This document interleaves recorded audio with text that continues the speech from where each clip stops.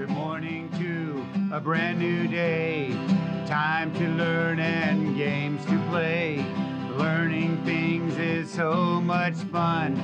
Learning is good for everyone.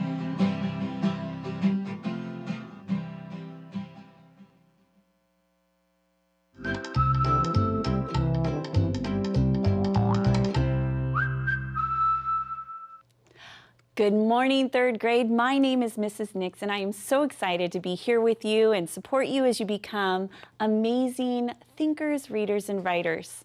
So this morning I was looking at this particular book. This one's called Dangerous Waters. Now, it happens to be a historical fiction, which simply means that it has some things that really did happen in history.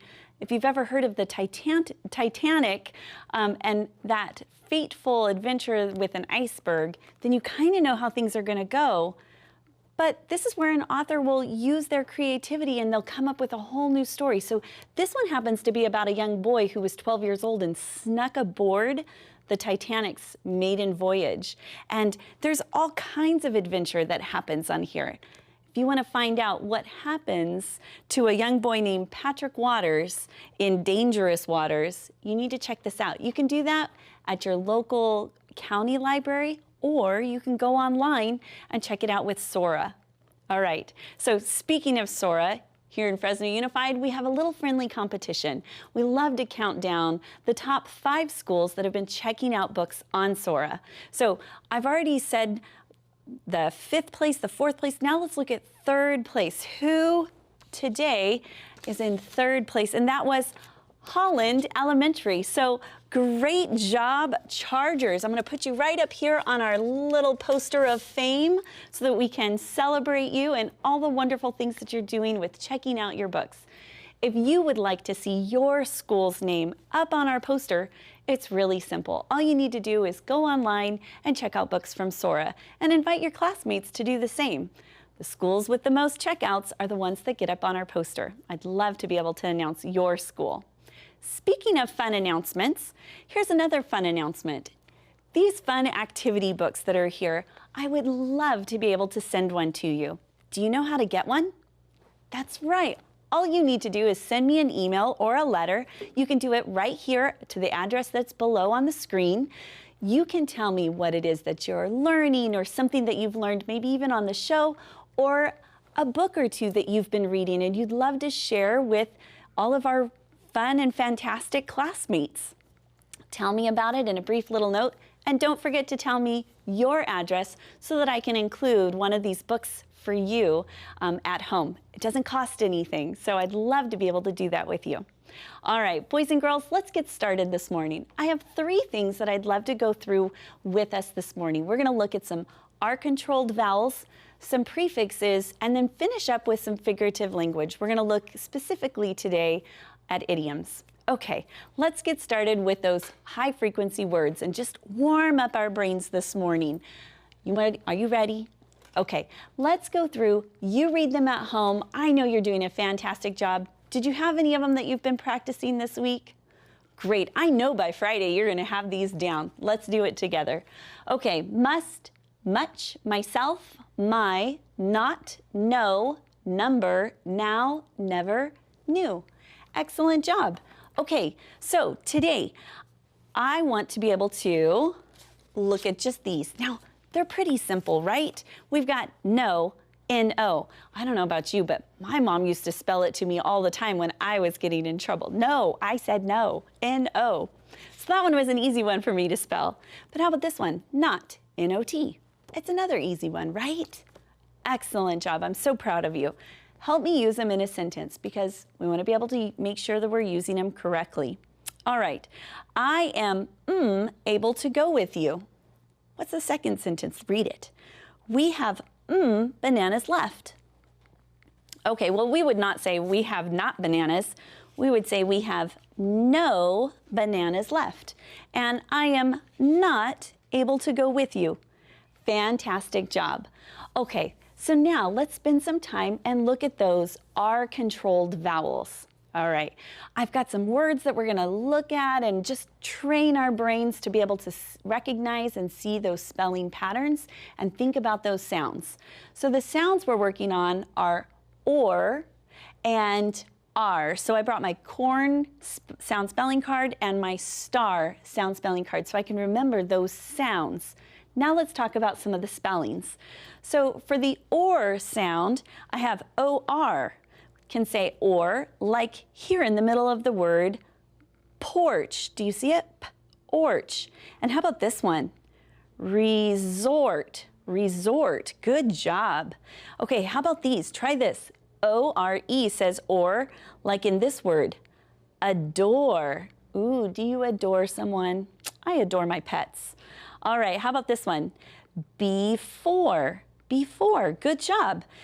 O-U-R can also say or, like in this word, pour. Maybe you want to pour, ooh, look at this one, yourself, pour yourself a glass of milk. We could put those together and make a sentence. How cool is that? And then O-A-R says or, like in these words, bore and oars. Did you know that? Like boats have oars that you paddle with? Good. All right, and then R, A-R says are, and like in these words, article, article, and this word here, market.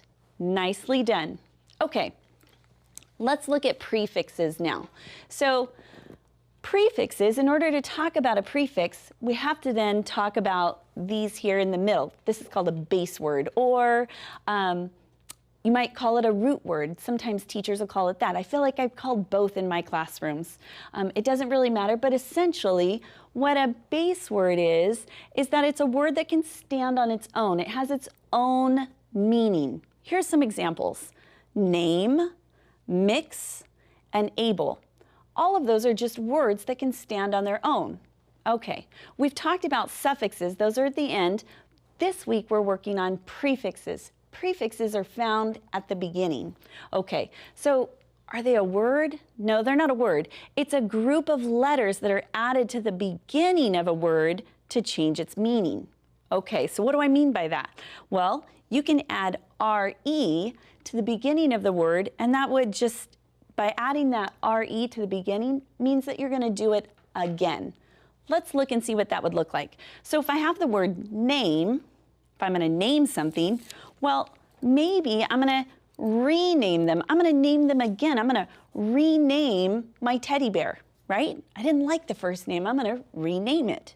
Okay, how about this? Pre means before. Well, if I have mix, well, maybe it's a pre-mix. So it was done, it was already mixed up, and before I got it, it was pre-mixed. Okay, then I've got un, which means not, and I'm going to put it with able. So able means that I'm able to do something, right? But if I put un in front of it, it means I'm not able to do it, and the word becomes unable. All right? So what does this look like when we go through and we're practicing, maybe in a worksheet that you might have with your classroom? Okay, so these are some ways that you might practice it. This one says, read each sentence, underline the word that has the R or vowel sound, and then circle the letters in that word that make the sound. So let's look at the first one. So we're looking for R and or. We counted 5 trees in the yard. Do you see the R? I see it. Yeah, right here. We've got yard, and then it says circle. What letters make the R sound? You guys are fantastic. I can hear you. You're saying it at home. Great job. How about this one? Ice hockey is his favorite sport. What do you see? Yes, sport has the or sound. What letters make that or sound? You got it, O-R. I can see a shark in the distance. Do you see it?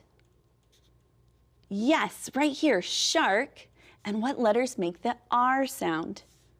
A-R, good. Last one. It is better to share than it is to hoard. Oh, I see the AR right here. No, that's not it. Well, let's say share. Oh, you're right. I saw the AR and I wanted to circle it. Good job. Do we see any others? OAR right here says, what sound does that make?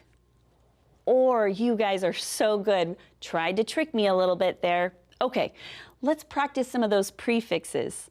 So remember, pre means before, and re means again, and un means not. So which word means heat before? Before. Would it be reheat? No, that means that we're heating it up again. So we would want preheat. Which word means not kind? Which one was not? You got it. Unkind. It's got that UN. Which one means read it again? Oh, you guys are so smart. It's got the re, so we're gonna reread. Which word means not usual? Unusual, usually, reuse. That's right. Not usual has the un prefix. Last one, which word means pay before? Repay, payment, or prepay? Before, remember, pre means before, so prepay. Excellent. All right, let's switch it up and finish it off. Let's look at some idioms today. Now, idioms, remember, they're not a literal translation. They're kind of some funny sayings that we have in our English language. And I always it's one of my most favorite parts about teaching are some of these idioms. So I want to show you a couple of them today. Remember, it's not literal. It says a bad egg. So if I were to say, they're a bad egg, well, here's what I'd be meaning. I'd be meaning that someone who behaves in a dishonest way, they would be a bad egg. Or buy a lemon. So what does it mean to buy a lemon? Do I mean I'm going to make some lemonade? Not necessarily. It's to buy something that doesn't work well. A lot of times we talk about it with cars. You don't want to buy a lemon. So essentially, an idiom is just a common expression that people use in conversation, and that the overall meaning of an idiom is completely different from what the words are actually saying. So for example, my mom always says that every cloud has a silver lining. Maybe she's right. Even when something really bad happens, something good can come from it. So what am I actually talking about?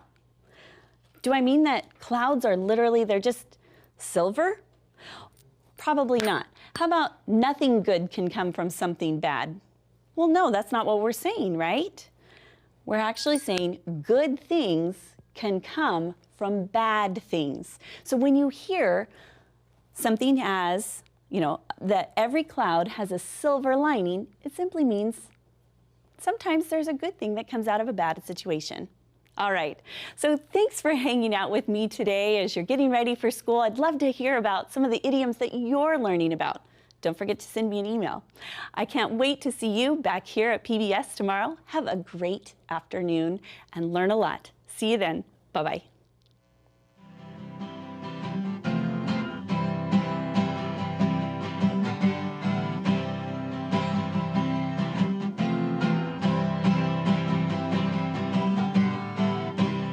Morning to a brand new day, time to learn and games to play.